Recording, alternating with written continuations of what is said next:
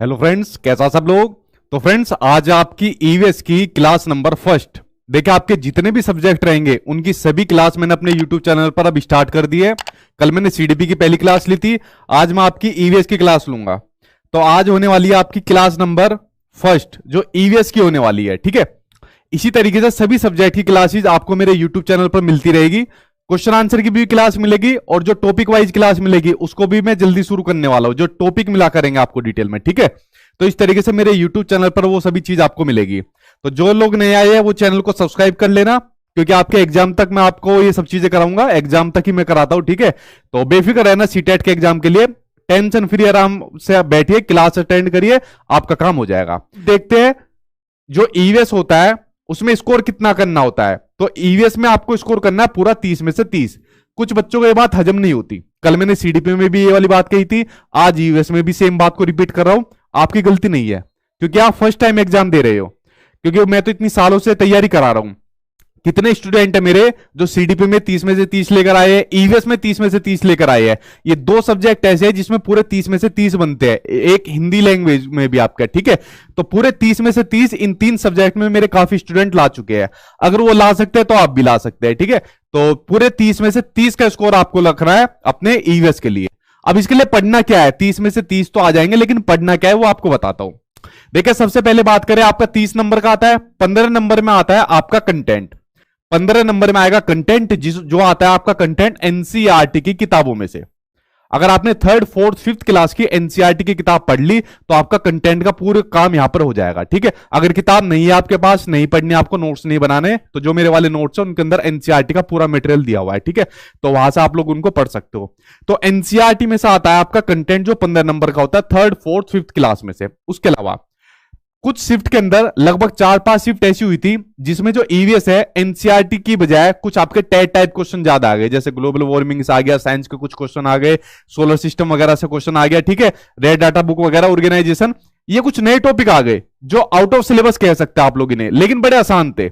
लेकिन जितने भी नए टॉपिक आए थे जो पिछली बार आए थे, उन सभी से रिलेटेड सभी चीजें जितनी भी होनी चाहिए थी वो मैंने नोट्स के अंदर डाल दी है, और वरना यूट्यूब पर भी मैं उसको कराऊंगा। ठीक है, तो कितना स्कोर करना है, पूरे 15 में से 15 का। देखिए, जो नए टॉपिक आए थे, चाहे मैं इनको छोड़ भी सकता था, सेम नोट्स आपको दे देता, लेकिन मेरा ऐसा नेचर नहीं है।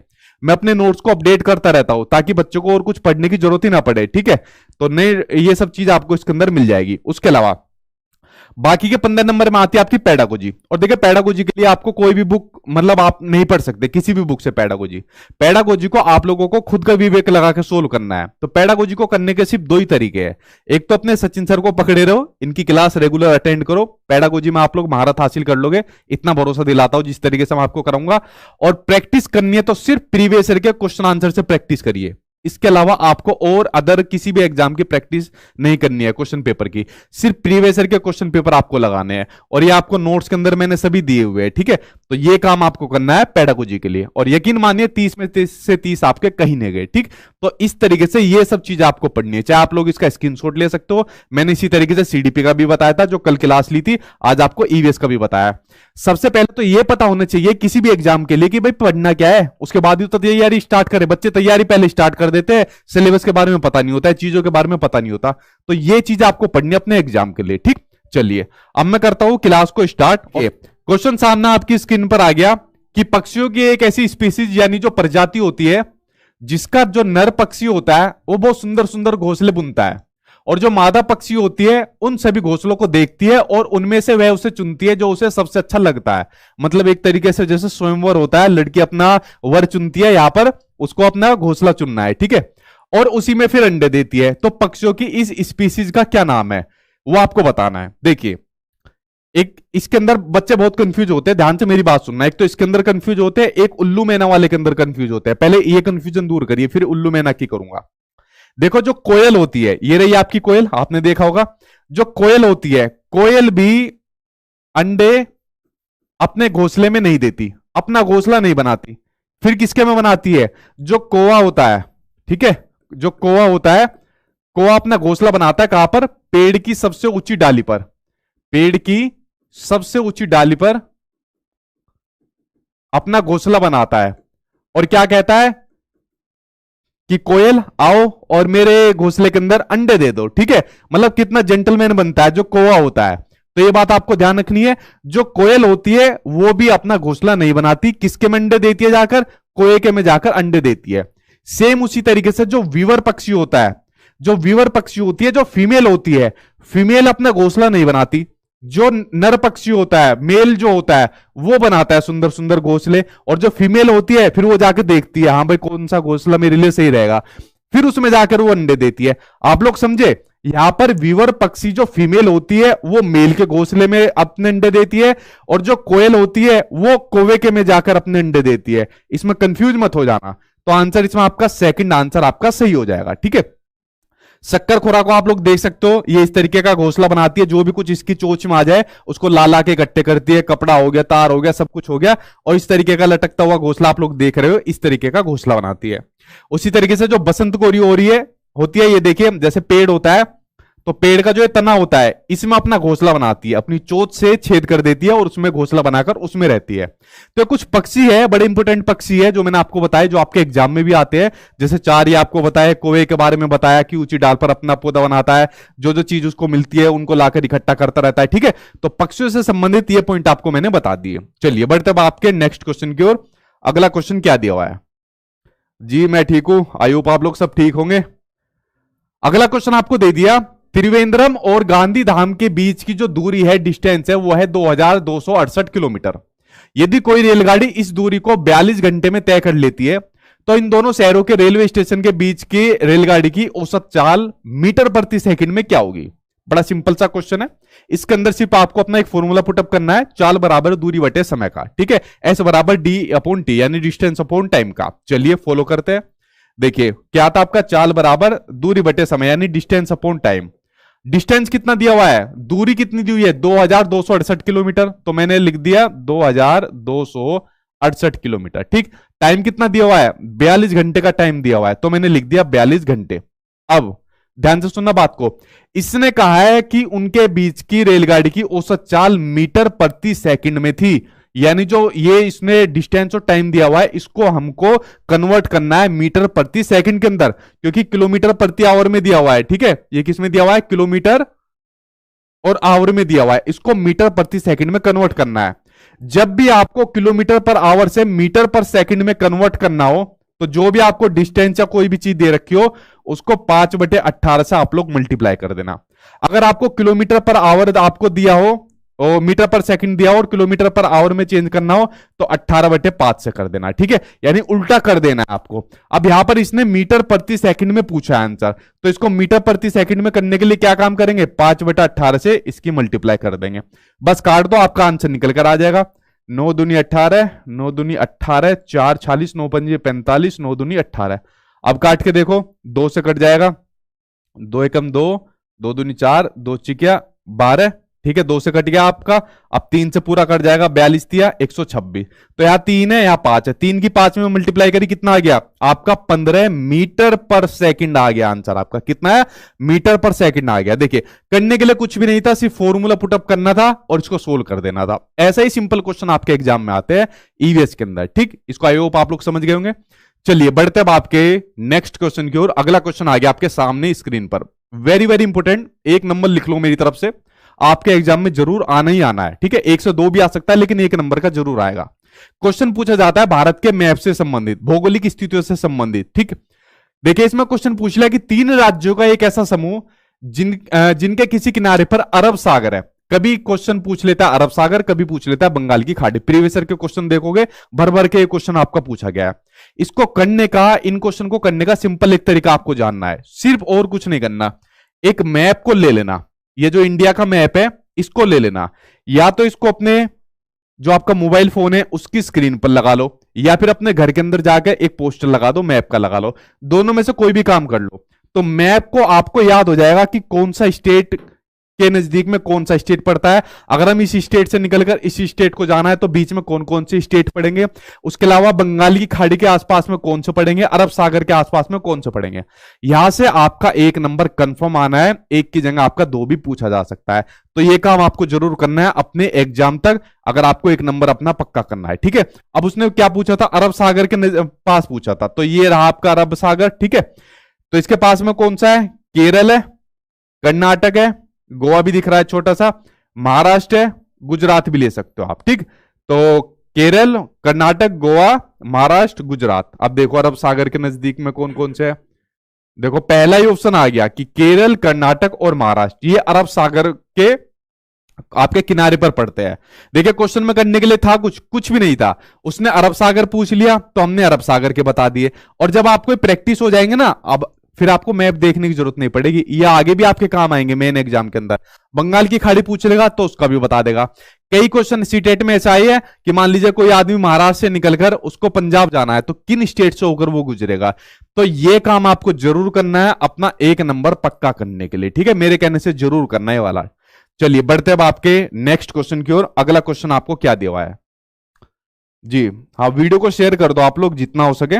ठीक है, अपने दोस्त यार के पास शेयर कर दो ताकि उनको भी पता लग सके। अगला क्वेश्चन सामने स्क्रीन पर है कि निम्न में से कौन सी ग्रीन हाउस गैस नहीं है। अब आज से पहले कभी भी ग्रीन हाउस से संबंधित क्वेश्चन एग्जाम में नहीं आया, जो टेट वगैरह के जो एग्जाम होते हैं उसमें पूछा जाता है, लाइक आपका यूपी टेट वगैरह में। लेकिन मैंने कहा ना कुछ नए टॉपिक आए थे आपके एग्जाम में, हालांकि पिछली बार जो मैंने नोट्स दिए थे ना उसमें अपनी तरफ से पहले ही कुछ नए टॉपिक दे दिए थे, तो बच्चों को दिक्कत नहीं हुई थी। ये फायदा होता है अपने आपको अपडेट करने का, तो चीज अपडेट करती रहनी चाहिए, तो इसलिए मैं अपडेट करता रहता हूं। ठीक है, तो कौन सी ग्रीन हाउस गैस नहीं है, देखिए ग्रीन हाउस गैस क्या होती है, बहुत सारी गैसों का एक भंडार होती है, कई सारे गैस होती है। जो ग्लोबल वार्मिंग बढ़ती जा रही है उसका सबसे बड़ा रीजन ग्रीन हाउस गैस होती है। जो पृथ्वी होती है उसको बहुत गर्म कर देते हैं, उसके सरफेस को, सतह को बहुत गर्म कर देती है, ग्रीन हाउस गैस होती है। ठीक है, तो ग्लोबल वार्मिंग का सबसे बड़ा रीजन यही है। तो कौन सी ग्रीन हाउस गैस नहीं है वो आपको बताना है। मीथेन ग्रीन हाउस गैस होती है, carbon dioxide green house gas होती है, और सबसे डेंजर आपकी यही होती है। एग्जाम में कभी कभी आपका पूछा हुआ है कि सबसे खतरनाक या सबसे महत्वपूर्ण आपकी ग्रीन हाउस गैस कौन सी है, CO2 यानी कि कार्बन डाइऑक्साइड होती है आपकी। Sulphur dioxide green house gas नहीं होती, कार्बन मोनोऑक्साइड आपकी ग्रीन हाउस गैस होती है। वाटर वेपर यानी कि जो जलवाष्प होता है वो भी ग्रीन हाउस गैस आपका। उसके अलावा क्लोरोफ्लोरोकार्बन ये भी आपकी ग्रीन हाउस गैस होती है। ये ग्रीन हाउस गैस किस में होती है, जैसे जो एसी होते हैं या जो फ्रीज वगैरह होते हैं उनके अंदर ये वाली गैस होती है। ठीक है, जिनका प्रचलन आज की डेट में ज्यादा हो रहा है। तो ये सभी क्या है, आपके ग्रीन हाउस गैस है, इन सभी का मिक्सचर होता है एक साथ में जो ग्लोबल वार्मिंग के लिए रिस्पॉन्सिबल होता है। ठीक है, तो ये नया टॉपिक आया था, तो आसान है टॉपिक, ज्यादा इसमें करने के लिए कुछ था भी नहीं। जो नए टॉपिक भी आए थे ना पिछली बार ऑनलाइन शिफ्ट के अंदर, वो भी बहुत आसान थे, मतलब कोई ऐसा नहीं था जिसको एक ऐसा डिफिकल्ट आया है। ठीक, चलिए अगला क्वेश्चन सामने आपकी स्क्रीन पर आ गया। क्वेश्चन आपको दिया हुआ है पेडागोजी से लिया हुआ कि विद्यार्थियों द्वारा पर्यावरण अध्ययन के सीखने का गत्यात्मक, समग्र तथा अनुभवात्मक प्रकृति का उत्तम आकलन किया जा सकता है। यहां पर बेसिकली पूछा जा रहा है असेसमेंट किस तरीके से किया जा सकता है, क्वालिटेटिव असेसमेंट जो होता है वो किस तरीके से किया जा सकता है पर्यावरण अध्ययन के सीखने का। चलिए देखते हैं, पहला ऑप्शन दिया हुआ है इसने रेटिंग स्केल। देखिए रेटिंग स्केल से इन सभी चीजों का आकलन नहीं किया जा सकता। पहले समझिए रेटिंग स्केल क्या होता है, ईवीएस में बहुत पूछा जाता है आपका रेटिंग स्केल। रेटिंग स्केल इस तरीके से आपका एक यंत्र, मान लीजिए जो यंत्र होता है जिसमें बच्चे की योग्यता के अकॉर्डिंग उनको मेंशन किया जाता है। कोई बच्चे को कम नंबर आते हैं तो लो, थोड़े ज्यादा आते हैं तो एवरेज, उससे ज्यादा आते हैं तो हाई होते हैं। ठीक है, नंबर डाल दिया जाता है 1 2 3 4 तक यहाँ है, 5 6 यहाँ तक है, 7 8 9 10 नंबर लाने वाला हाई के अंदर आ जाएगा। तो ये होता है रेटिंग स्केल, होता है रेटिंग दी जाती है बच्चों को। आपने देखा है जो भूकंप आता है तो उसकी तीव्रता को किस पर माना जाता है, रिएक्टर पैमाने पर मापा जाता है, रिएक्टर स्केल पर मापा जाता है। अगर 2 3 तक अगर भूकंप आया रिएक्टर स्केल पर तो समझो नॉर्मल है, उससे ज्यादा आ गया तो समझो खतरनाक है। सेम उसी तरीके से आपका रेटिंग स्केल होता है। तो इससे असेसमेंट किया जा सकता है बच्चे का, लेकिन ये समग्र रूप से इतनी सारी चीजों का नहीं किया जा सकता। ठीक, उसके अलावा दूसरा होता है पेन पेपर परीक्षण द्वारा, इसके द्वारा असेसमेंट किया जा सकता है, लेकिन इससे बच्चे का समग्र असेसमेंट नहीं किया जा सकता है। ठीक, उसके अलावा विश्वसनीय आकलन युक्तियों के द्वारा, सबसे बढ़िया आंसर आपका थर्ड हो जाएगा। ऐसी आकलन की युक्तियों का इस्तेमाल करना चाहिए जो विश्वसनीय हो। जैसे मान लीजिए आपका असेसमेंट करना है तो सबसे बढ़िया क्या है, आपका इंटरव्यू ले लो। तो इंटरव्यू में एक आदमी के व्यक्तित्व से, पर्सनैलिटी से जुड़ी सभी चीजों का आकलन किया जा सकता है। या उसके केस स्टडी मेथड ले लो, या उसके बारे में ऑब्जर्वेशन करो, ठीक है, या उसके बारे में ऑब्जर्वेशन करो। तो ऐसी युक्तियों का यूज करो जो विश्वसनीय हो, जहां पर बच्चे का समग्र रूप से आकलन किया जा सकता है। ठीक, तो आंसर आपका थर्ड सही हो जाएगा। चलिए बढ़ते अब आपके नेक्स्ट क्वेश्चन की ओर। अगला क्वेश्चन सामने आपकी स्क्रीन पर आ गया। क्वेश्चन दिया हुआ है, वह जंतु कौन सा है जो अपने कानों को अलग अलग दिशाओं में बहुत अधिक घुमा लेता है और बाहर की ध्वनि को इकट्ठा करने में उसकी सहायता करता है? लंगूर है, स्लोथ है, कुत्ता है, या फिर बाघ है? बताओ इसका सही आंसर क्या हो जाएगा। बड़ा महत्वपूर्ण क्वेश्चन है आपके एग्जाम के लिए। ठीक है, इसका आंसर हो जाएगा आपका बाघ। देखो, बाघ में जो क्या होती है, बाघ में देखने की जो क्षमता होती है रात में, वो हमसे 6 गुना ज्यादा होती है, यानी मनुष्य से 6 गुना ज्यादा क्षमता होती है बाघ में देखने की। उसके अलावा आपने बाघ की मूछें देखी है ना, बाघ की मूछें जो होती है, जब हवा में जब कंपन होता है तो उससे आइडिया लगा लेता है वो कि मेरे शिकार की स्थिति क्या है, या मुझको रात में किस तरफ जाना है। अब रात में दिखता तो कुछ नहीं है, तो कंपन से महसूस करके बाघ अपना रास्ता तय करता है, तो इसलिए उसकी मूछें बड़ी महत्वपूर्ण होती है। उसके अलावा जो बाघ होता है, जो भी उसका एरिया होता है, वहां जाकर अपना टॉयलेट वगैरह कर देता है, और उसकी गंध से दूसरे बाघ को पता लग जाता है कि हाँ भाई यहाँ किसी दूसरे का इलाका है, दूसरे वाले में चलो। उसके अलावा जो बाघ जो गुर्राता है, बाघ की गुर्राने की आवाज सुनिए ना, उसके गुर्राने की आवाज आप लोग 3 किलोमीटर दूर तक भी आप लोग सुन सकते हो, बाघ के गुर्राने की। उसके अलावा जो बाघ होता है इतना शार्प होता है कि देखिए, एक तो नॉर्मल हवा चलती है तो पेड़ जो झाड़ियां होती है वो हिलती है, एक झाड़ियों में अगर कोई शिकार है, कोई मान लो हिरन वगैरह बैठा है, तो बाघ को इतना डिफरेंस करना आता है कि नॉर्मली हवा से कौन सा झाड़ी हिल रही है और शिकार की उससे कौन सी झाड़ी हिल रही है। तो झाड़ी हिलने में भी डिफरेंस पैदा कर देता है जो बाघ होता है। शिकार होता है तो फिर घात लगाकर उस पर हमला कर देता है। ठीक है, तो ये बाघ के बारे में कुछ जानकारी थी जो मैंने आपको बताई, और जितनी भी चीजें मैं आपको बता रहा हूं ना, किसी भी क्वेश्चन से जुड़ी हुई, वो सभी वो चीजें बता रहा हूं जो आपकी एनसीईआरटी किताबों में दी हुई है। तो मेरा एक एक जो वर्ड है लगभग आपका वो एनसीईआरटी से लिया हुआ है। ठीक है।